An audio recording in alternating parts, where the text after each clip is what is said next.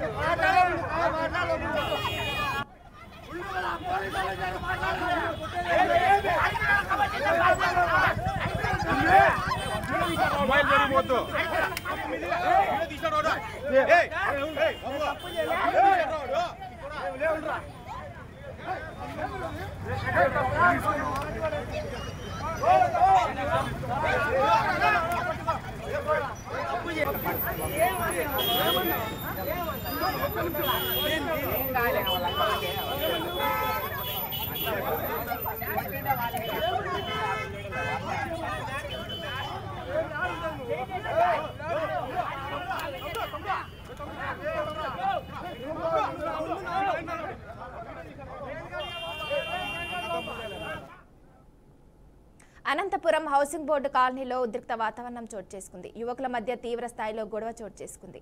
రోడ్డుపై వెళ్తున్న ఓ యువతిని ఇద్దరు యువకులు మొబైల్ ఫోన్లో ఫోటోలు తీశారనే ఆరోపణలతో ఇరు వర్గాల యువకుల మధ్య ఘర్షణ మొదలైంది. ఓవైపు ఫోటోలు తీయలేదని యువకులు చెప్తుంటే యువతి మాత్రం తీశారని చెప్పడంతో గొడవ పెద్దగా మారింది. యువతి సైతం ఫోటోలు తీసిన యువకుడిపై దాడి చేశారు.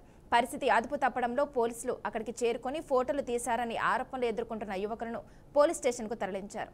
ఇలాంటి సంఘటనలు పునరావృతం కాకుండా పోలీసులు చర్యలు తీసుకోవాలని స్థానికులు కోరుతున్నారు.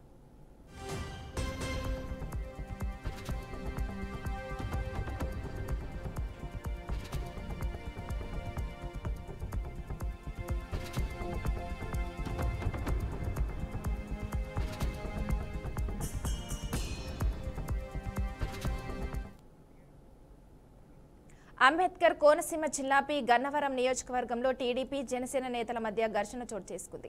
ఆటో డ్రైవర్ల సేవలో పథకం ప్రారంభ కార్యక్రమంలో కూటమి నేతల మధ్య గొడవ జరిగింది. కరపత్రం చెక్కుపై deputy CM Pawan Kalyan photo ముద్రించలేదని జనసేన శ్రేణులు ఆందోళనకు దిగారు. స్థానిక జనసేన ఎమ్మెల్యే గిడ్డి సత్యనారాయణ ఎదుట టీడీపీ జనసేన నేతలు గొడవపడ్డారు. పాంప్లెంట్ మెగా చెక్కుల్లో పవన్ కళ్యాణ్ ఫోటో లేదని ఆందోళనకు దిగారు. జనసేన ఏ కార్యక్రమం చేసినా సీఎం చంద్రబాబు ఫోటో వేస్తున్నామని, టీడీపీ నేతలు ఏ కార్యక్రమం చేసినా పవన్ కళ్యాణ్ ఫోటో వేయడం లేదంటూ జనసేన నేతలు ఆగ్రహం వ్యక్తం చేశారు.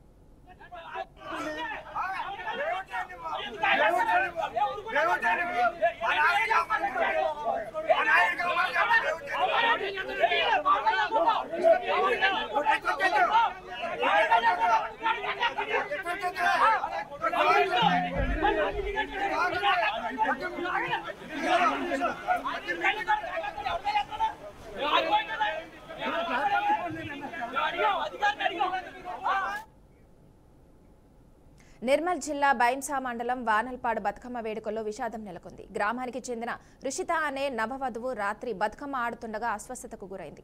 గమనించిన కుటుంబ సభ్యులు బైంసాలోని ప్రైవేట్ ఆసుపత్రికి తరలించగా చికిత్స పొందుతూ మృతి చెందినట్లు స్థానికులు తెలిపారు. నర్సాపూర్ మండలం గొల్లమాడకు చెందిన రుషితకు రాజుతో గత మే నెలలో పెళ్లైంది. అత్తారింట్లో మొదటి బతుకమ్మ ఆడుతూ మరణించడంతో కుటుంబం విషాద ఛాయలు అలుముకున్నాయి.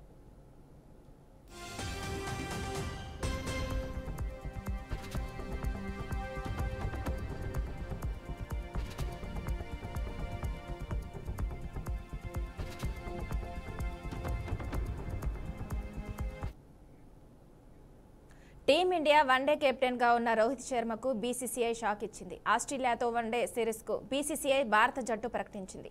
వన్డే జట్టుకు సారథిగా శుభమన్ గిల్ కు బాధ్యతలు అప్పగించింది. జట్టులో రోహిత్ శర్మ, విరాట్ కోహ్లీ ఇద్దరికీ చోటు దక్కింది. అయితే కెప్టెన్ గా రోహిత్ ను తప్పించడంతో ఫ్యాన్స్ కాస్త నిరాశకు గురవుతున్నారు.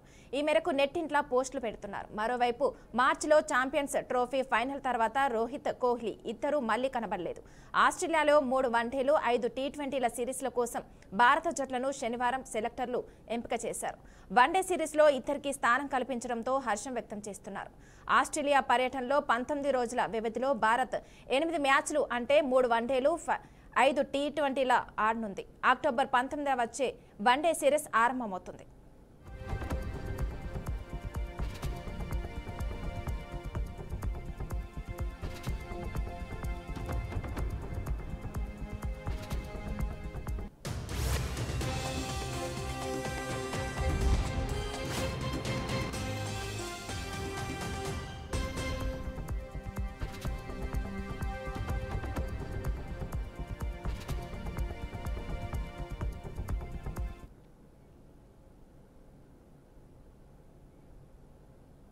జపాన్లో భారీ భూకంపం సంభవించింది. శనివారం అర్ధరాత్రి భూమి ఒక్కసారిగా కంపించింది. ఈ భూకంప తీవ్రత రిక్టర్ స్కేల్పై 6 పాయింట్లుగా నమోదైంది. హోన్షు తూర్పు తీరానికి సమీపంలో 6 తీవ్రతతో భూకంపం సంభవించిందని German research centre for geosciences తెలిపింది. భూకంప కేంద్రం 10 కిలోమీటర్ల లోతులో ఉంది.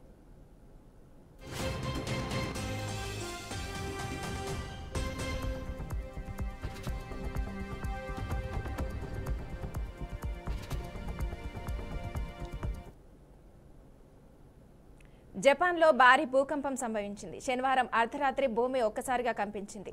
ఈ భూకంప తీవ్రత రిక్టర్ స్కేల్పై 6 పాయింట్లుగా నమోదైంది. హోన్షు తూర్పు తీరానికి సమీపంలో 6 తీవ్రతతో భూకంపం సంభవించిందని German research centre for geosciences తెలిపింది. భూకంప కేంద్రం 10 కిలోమీటర్ల లోతులో ఉంది.